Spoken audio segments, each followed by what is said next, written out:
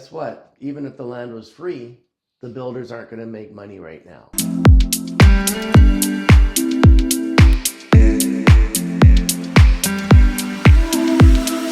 Welcome to Life in Vancouver and another episode, the third episode of the Real Estate Rolodex. My name is Ian Roslow with Hammer Group Realtors with eXp Realty. This is Mark Hammer with Hammer Group Realtors. And Colton Clark. And our guest today, special guest, is Brian Billingsley, B Squared Architecture. And B Score Architecture. B Squared, yes. B Squared Architecture means you are a sole proprietor, yes. But you're an architect. I'm an architect, yes. So we're here to talk about building in Vancouver. Okay. Yeah. Let's let it rip. How is it? What are the biggest challenges right out the gate of building in Vancouver?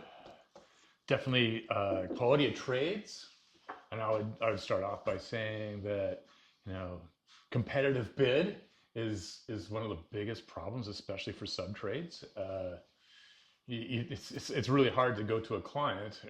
I don't deal with this sort of end of it. Most of my contractual agreements with my client sort of ends at the issuance of the building permit drawings, and then there'll be sort of a private negotiations between contractor and client, and it's well, I got these 5 trades here, and this guy's 20% less. It was like, well, why wouldn't we go with the 20% less? And what I'm seeing is this really terrible trades who don't actually hire, their sub trades, and their people are pretty low quality. That's all. And so it's like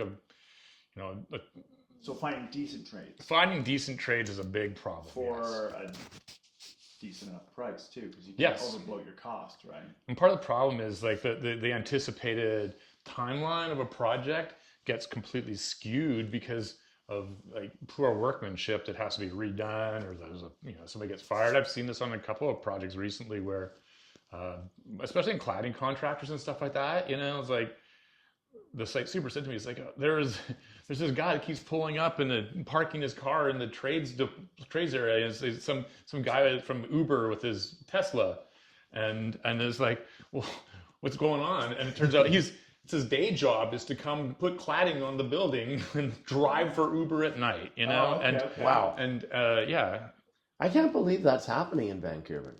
it's really hard to manage, right? And so there's a trade crunch, and people are just chasing it down to the bottom, and there's really not it's like, why is this cladding going on so poorly? And it's like, well, nobody's ever read or taught this person actually how to put the cladding on, and so they're using like a Brad stapler and on the cladding system. It's going to blow off, right? It's not So even then properly adhered. does that come around and you used to have to redo it all, kind of thing, or how? Yeah, eventually that contractor was fired, and the whole project had to get redone. So there's like these kind of save 20%, but it's cost and timeline probably 6 months now for the project. So that's a huge loss. Do you think there's projects out there where they just didn't catch it and then they kind of just went over it, and like the poor workmanship just stayed, and then now you have problems down the road? Is that going to be I hope not. Not on my job. The proper people were brought in to remedy it.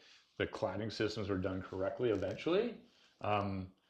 It's in the old days, prior to where we had a building envelope professional on board and things were done with a Schedule D, it's called. It was kind of more it just fell upon the architect, and all architects are supposed to be building envelope professionals. But when you have a third-party person who carries a lot more insurance than a bigger rider, and their services are much more detailed, I think that's the best stopgap that's happened in, say, the last 20 years. We won't have leaky condo situations moving forwards because of the stopgap measures that are there for building envelope professionals to really do good diligence. And so, you have all these kind of levels through things now, and in the prior to the whole leaky condo situation in, say, like 2000 to 2005, when all those kind of catastrophic failures and stuff, there was not a lot of oversight, and there was like you probably didn't have good builders back then either. But was it the leaky, going back to that leaky Yes. condo era? Were there a lot of people kind of throwing up red flags when it was happening? Like, was there any point during that era where the alarm bells were going off, and whether it was an engineer or an architect, somebody going like, you guys, we need to stop building like this, like before they even knew it, like there had to have been something where it was like, this is a bad idea. Yeah. I mean, the truth is, like, we've changed the way we, calculate building thicknesses and square footages and all that kind of stuff. So there's actually built-in allowances for proper rain screen design and all that kind of stuff. Back then, it was just sort of like, I got to sell the maximum, and so if I do face sealed stucco on building paper, that's going to be okay for a little while, right? And no flashing. And no flashings, or like poor head flashings, and the transitions between floors and stuff like that. Yeah, those kind of things weren't really, it was kind of business as usual. And does that come down to the regulations from the city allowing that to happen, or? Yeah, so that's a good question. I mean, the whole building envelope failure is like a systemic thing. So it's like engineers, architects, and building officials and all that stuff. Everything was all kind of combined to kind of have that crisis that happened. You get moldy buildings and water ingress all over the place. And like I said, now it's so highly regulated and there's so many levels of protection involved that it's really, like, fortunately for the most part, like, you can have a good sense that things have been reviewed correctly. But do we have is there any sense now of overregulation? Well, with windows. I don't know. You think windows are overregulated? Well, how expensive are 3-pane windows? Right. I mean, there's other ways to get around those kind of things too. I mean, there's energy modeling and all sorts of other things. You can offset your super expensive glazing by just putting an extra layer of 2 or 3 inches more of insulation on it. It's like, well, the whole wall performs this much better, so our heat loss over here. There's always something to get around it. I mean, there's not just like, nothing's so prescribed, I'd say. Like our building codes are, have a flexibility to them all the way through the systems. But it costs money. Everything costs money, yeah. Yeah. And I mean, the truth is, we build better buildings than we ever did before, and that's a nice thing to think about in terms of, like, 100 years from now, is you're going to have these kind of well-vented cavities with super thick insulation and proper understanding of vapor barriers versus air barriers and all that kind of stuff, right? Those are critical things that were never really understood. Like, if you built a like this house, for instance, like from 1910, dead straight old growth timber, rock in the foundations, but hardly any insulation. Is it re-insulated, this thing? Yeah, they redid it in the 90s. Okay. They did new insulation in the 90s, but when you look at, say, people talk about old versus new, but that old growth timber, it was kind of, is it better than this new timber that's out now? Is it, I mean, the truth is, like, there's other things, like you look at a TGI, right? And it's a really just a super sound engineered product. And it's dimensionally stable, and it doesn't warp at all, right? Because it's all this composite, and it's actually. And so TGI stands for. Tongue and tongue and groove insulation. TGI. Can you Google it? We'll cut out that. No, it's fine. It's whatever. It's fine. I mean, it's just like an LVL beam or a PSL, but like a TGI is just like the usually it's like particle board down the middle with a 2x2 cord, right? Okay. And so those things, they come in like really, like, they're not the same as dimensional lumber. They are specific to like a 12. A 2x12 is 11 1/4, but a TGI would be 7 7/8. Okay. How's that? Truss, joist, I-joist. There you go.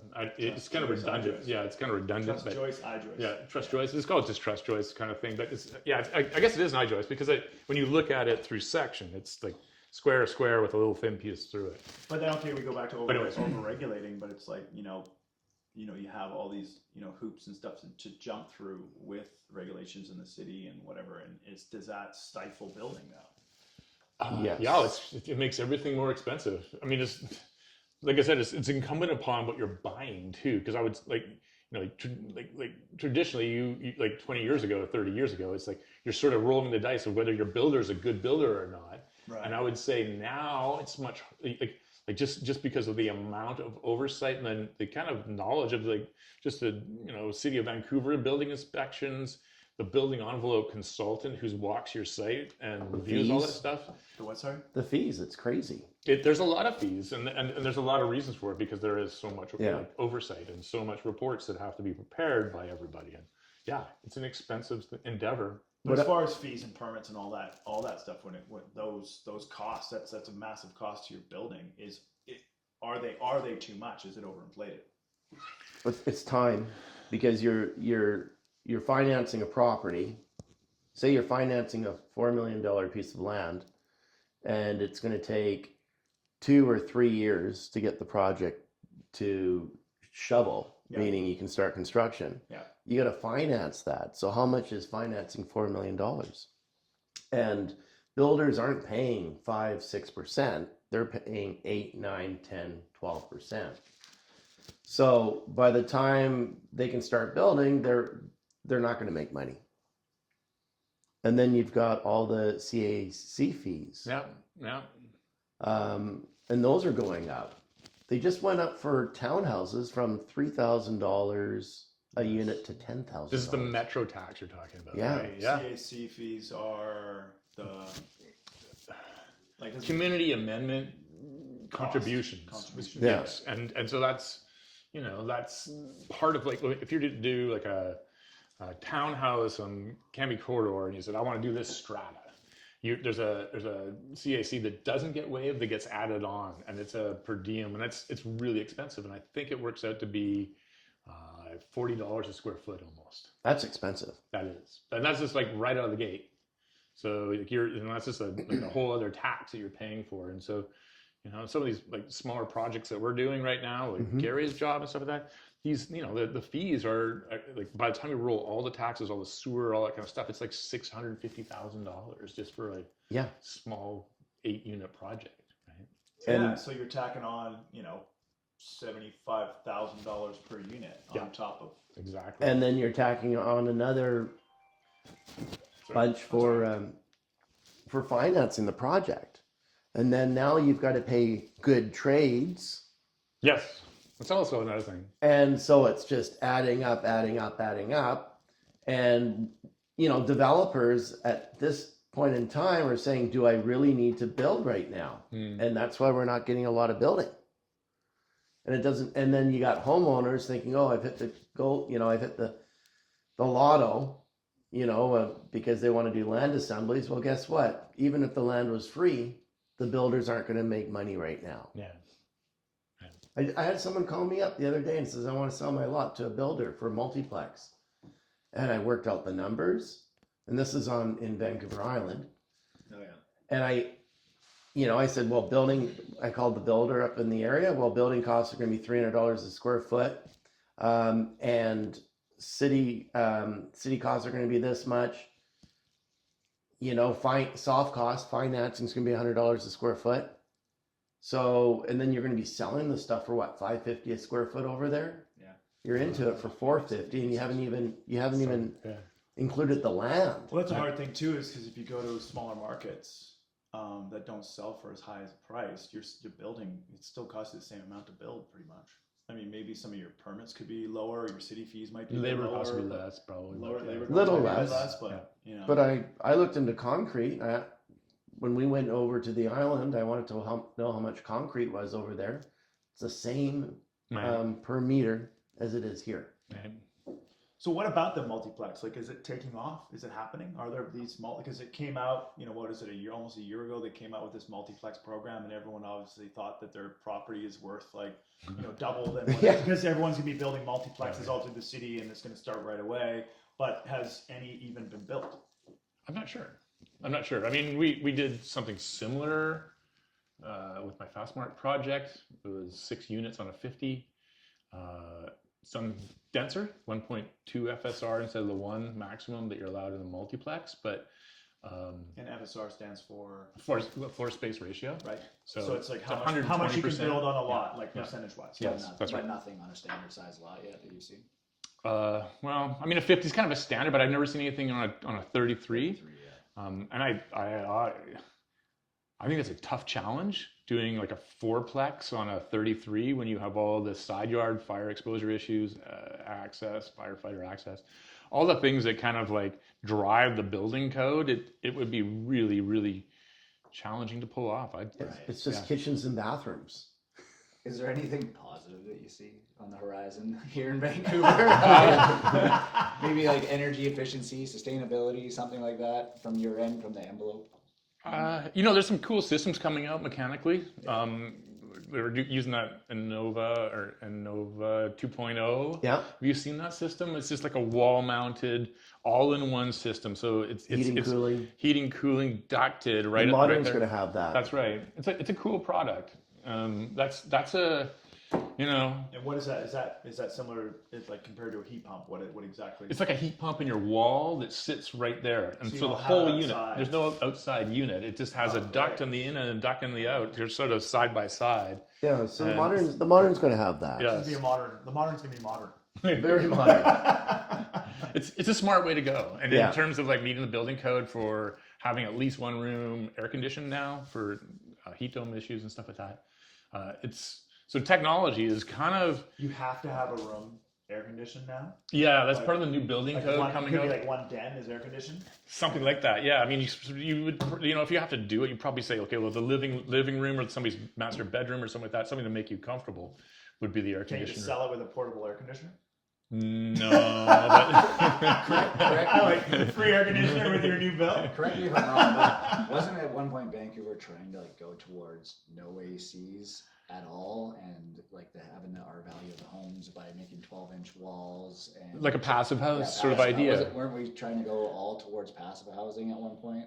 Yeah, I mean, the code's kind of moving that way. I mean, passive house itself, we've done quite a few passive house projects. I mean, they have their constraints because they're just so kind of like detail orientated. Yeah. So like if you get into sort of like custom houses and then custom passive house details and stuff, like it just becomes really complicated. I mean, we're doing one right now, but at the same time, the client's like, oh, I really want to throw a heat pump in there, and so it skews the whole thing off, right? So like, I think people's expectations are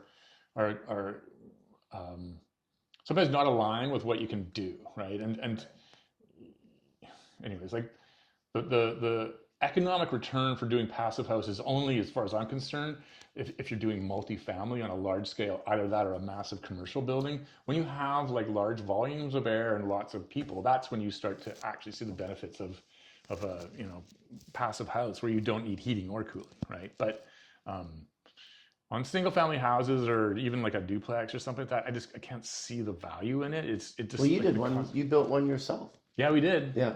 It was a threeplex, and the cool thing about that is like we did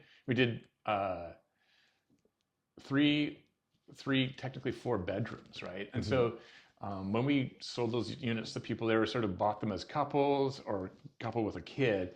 And now the number of people that live there's 3 and 5 people in each unit now. And they, Wow. and yeah, so there's like, 12 to 15 people in this one little building, and it functions great. Yeah. And, the people are really happy. It's kind of a, like, Are those ones with the shared kitchens? No. No? no, Because I've seen those ones along like oh, the kind of like a, Main Street. I Yeah. think Yeah, that's a great idea. Yeah. Yeah. But that's a co-op housing kind of idea. Is that right? Yeah. Sort of, yeah. Where you have your own individual it's unit. European. Yeah. But the funny thing though, with driving up building costs is people's expectations are so much higher Right. than they were 30 years ago. Right. Like when I was in my 20s, early 20s, I mean, I would live with a bunch of people. Right. And we didn't have air conditioning, we didn't have dishwashers, we didn't have anything. Yeah. We had a lot of fun. But it's and now these young buyers, and then when I bought my first house, I was okay with one bathroom, Mm-hmm. for the whole family. Right. And all those bungalows built in the 40s, Yeah. they had 6 kids, one bathroom. Yeah. And now everybody, my kid's gonna have their own ensuite. Yeah. So now we're building more bathrooms. Yeah. It's so expectations, and then also you look at a place that was built in the 90s, they all have the same tile. Now when you go into new places, they all have designer tiles from here, there, and everywhere. Each bathroom's kind of different. Oh, that and in-floor heating Right. and so. Which is, I mean, it's great as long as you can afford it. I mean, if someone can afford it, then whatever, they can have whatever they Well, want. But people feel they're entitled to it now. So we're talking about things being not affordable or not attainable. It's just people's expectations are so much higher. right. Only because it's so expensive to buy too, right? I mean, Well- you think about like people, the amount of debt that people are putting themselves into, even like 20 years ago, it's substantially more, Yeah. right? And so the expectation of having like a little bit more improvement in their life from maybe the beat up rentals apartment that they are in to what they're moving into is like, I really want to make sure I'm getting an upgrade if I'm going to stick myself in debt for the next remainder of my life or whatever. Right? Well, I mean, places are a lot more expensive now. These are That's- big prices on places now comparatively to when you were in your 20s. But I think like going back to say the multiplex, if they're putting those up, then the idea would be getting those up for as cheap as possible, and then you'd be getting cheaper units, I guess. But Well, what makes what's bringing down the cost of construction is that slab on grade, so no underground parking. Mhm. right, And so that's why 20-story towers, concrete towers, they're expensive to build, and that's why the whole Broadway plan is not going to happen. Right. Very few buildings are going to be built in the next 5 years in the Broadway corridor plan, but we could see can be phase 3. These like the modern, just plug. Eight. Little plug. 8 units. On the screen. Well, I mean, it's a great project. You got 8 units. Everybody's got their own door. You've got lots of outdoor space. You've got rooftop decks, and then you've got 4 parking for the whole project. Yeah. Right, but you don't need a car to get late anymore. Mhm. You got an Uber across the street, right? So, True. I mean, I think it's great. Yeah. And so I think that's where we can see building growth in Vancouver is buildings up to 6 stories, being slab on grade. Yeah. So you don't have to put the parking in. I mean, that's where kind of we come into the whole SkyTrain thing, where it's only rentals by the SkyTrain. Obviously, if the city kind of permits it, you can do strata by the SkyTrain. But the blanket 20 stories by SkyTrain was for rental only, right? Yeah. That'll be obviously slab on grade, but those will be kind of if they get built, will be definitely kind of thrown up because there's rentals, right? Yeah, yeah. Yeah, Like just a basement and put all your mechanical and bike storage, all that kind of stuff down below. And But they're not gonna want to build like a great product. With the modern, from an architectural standpoint, is there anything different that like sets it apart? I know we talked about the in-wall heating, cooling system you have. Is there anything different that's kind of from the your standard townhouse kind of thing that you guys have going on, maybe on the inside or? They're just kind of nice units. They're not super large, and they'll be like a pretty good affordable price point. That's what I would say. They're not, across the street those Grace products, and those are really kind of nice high end, kind of pretty high price point. They're not like we're not building those kind of big high end units. They're more sort of affordable with enough amenity in them that makes it attractive, I'd say. Rooftop decks, Yeah. your own door, Yeah. a nice floor plan. Yep. Going back to that mechanical system though, is that mechanical system, are you seeing that in other ones in that area? Like is that becoming a real go-to? It is, yeah. I mean, it's kind of And you our see those mechanical in contractor. the front back duplexes too versus the heat pumps, or is it a more expensive kind of system? Well, that's another funny thing is the city said, "Oh, no more gas," Right. and then now they changed it back to gas because they didn't consult with BC Hydro, and so it was too much of a load for just to go all electric. So you're Which is gonna funny, you have this gap of people come in and go, oh, is this gas reading heating? Or is floor heating? It's like, well, no, it was built in this weird gap, and if you wait a year, you could probably get one with gas. And it's kind of this funny gap in building, right? and those are people's expectations. Everybody wants that in-floor heating. Yeah, which you can't do electrical in-floor heating. You It's can. ridiculous. You can, but it's expensive, and it's Very just, expensive. to operate, to run. It's not easy to do that, yeah. Yeah. So there's all sorts of things. I think we're just trying to make things simpler and well designed, and that's why I love Brian's products. I mean, you design my place, and it's great. Yeah. So, I mean, it's not, paying for a great architect like you is good because you can make a project really nice. Right. And saleable later on. Yeah. Do you find that happens you've seen that happen quite often in your career where regulations or the city or the province will come in and bring in a regulation without consulting professionals first? I mean, it's happened recently with, just even with tenancy doing 4 months, they had a month later had to roll back to 3 months because all these mortgages, were going to expire and they didn't consult professionals. And they did, they've done it in other industries as well. They've done it in some healthcare stuff recently. Right. Have you found that? Obviously with the gas, they city did that. They had to roll it back. They didn't consult. I mean, there's examples of it all over the place. Sometimes it's a building code, sometimes it's a planning thing. I mean, when we bought our first house, it had a really kind of ratty basement suite, but it was on the city registry at the time, and because this was in East Vancouver, just off of near the cemetery there. But it was part of what they called phase-out suites because the neighborhood had voted against having secondary suites. It was not something that was appreciated. It was sort of like, well, you've got drug problems in the neighborhood and whatever else, so let's get rid of all the basement suites.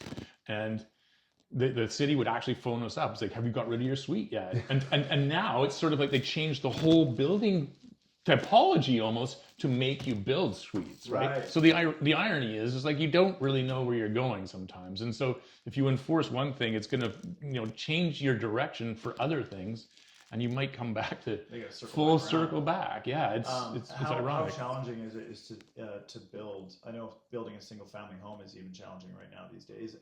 You can still build a single family home in Vancouver, obviously, right? So they changed the zoning now, so it's like really small, right? It's 0.6 FSR. But then you can build a really big laneway now. Again, they're just pushing you towards building suites and building more housing for other people. But yeah, the kind of 0.75 that was always kind of on the table for RS5, say, and all that kind of stuff's gone, right? And so they're making it, they're de-incentivizing. You can build small, you build more suites, you can have more FSR. That's right. Smaller. Now the laneway though, if you build a laneway, do you have to? Is that an empty home if you just use it for yourself, or you can just? It's a laneway. It doesn't matter. It's still your principal residence. I could just build a laneway and then use it as my own dwelling. If it's not strata. If it's not strata, yeah, it's all part of the same. Yeah. What I noticed is, up until a couple of years ago, they were building single family, 0.7, especially like East Vancouver, where you'd have a 33-foot lot, and they would be 2 basement suites.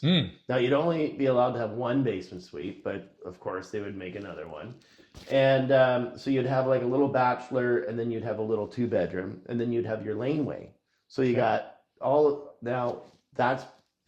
and without all the firewalls and stuff, right? Right.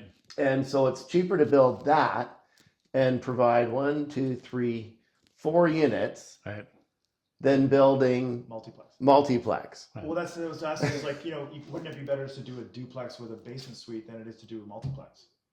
Well, I think it would be better to do a single family home and give them in 1 FSR and say, yeah, you have to provide 3 other suites. Right.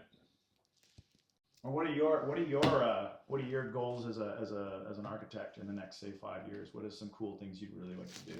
I like a 6 to 8 story, like the one.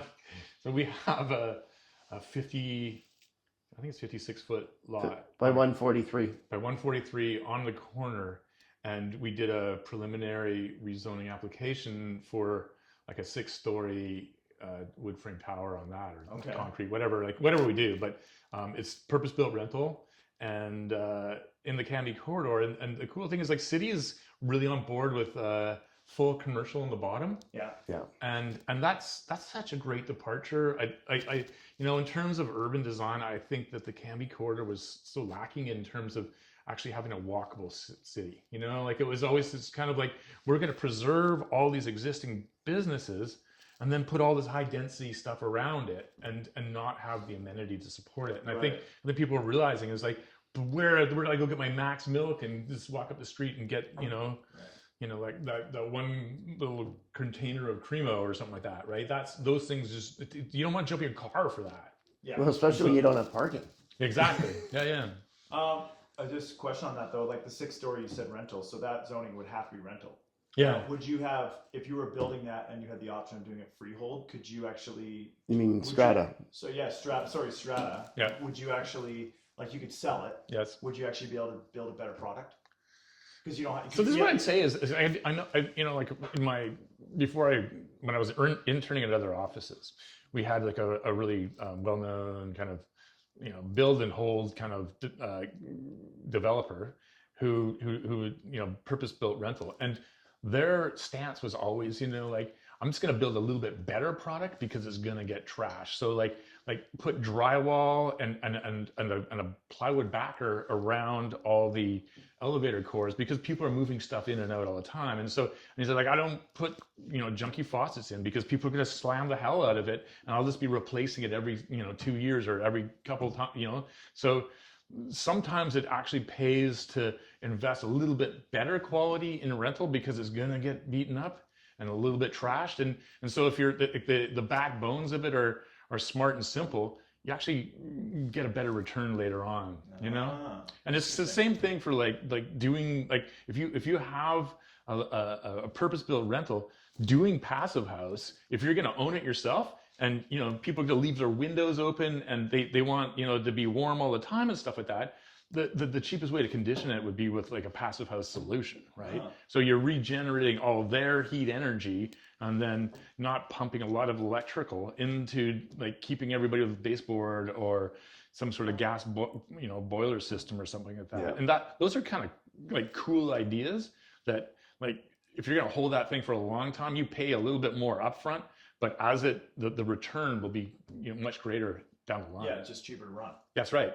Yeah. And then just even maintenance costs, right? Like you build a passive house, it is so well done in terms of just like thickened walls and protection systems, just because of the moisture gradients through stuff. Yeah, a passive six story rental with really good faucets. Yeah. Sounds like that's the solution. Kind of. Well, the other thing that's making it'll save you time and headaches and money later on, right? The other thing that's making it, I'm not going to say affordable, but maybe attainable to build rental housing on smaller lots is the city saying, okay, well, we don't need two exits on each side of the building. We don't need an exit on each side of the building. We just need one exit now. Yeah, I don't know about that myself. I'm not a big fan of single exit corridor. Is that what you're talking about? Yeah, but how else do you do it on a lot that's smaller? You can design it in there. It's just. But those exits take space up. They sure do. But you just make sure that you have an allowance going for it or something like that. There's lots of like zonings in, say, Port Coquitlam where we do stuff, and the stairs are exempt from the square footage, right? It's just because they know it's killing density, so they'll allow that just to make it work. New York style ladders down the side. Yeah, the outside. Yeah, I should just put poles like fireman poles from the 6th floor all the way down. Fireman poles. Great, I love it. Yeah. Okay. Well, that's good. I mean, let's cheers to that. Cheers. Cheers. Okay. Cole's Cheers. got a Thanks. fake cup. Okay. Yeah. All right, yeah.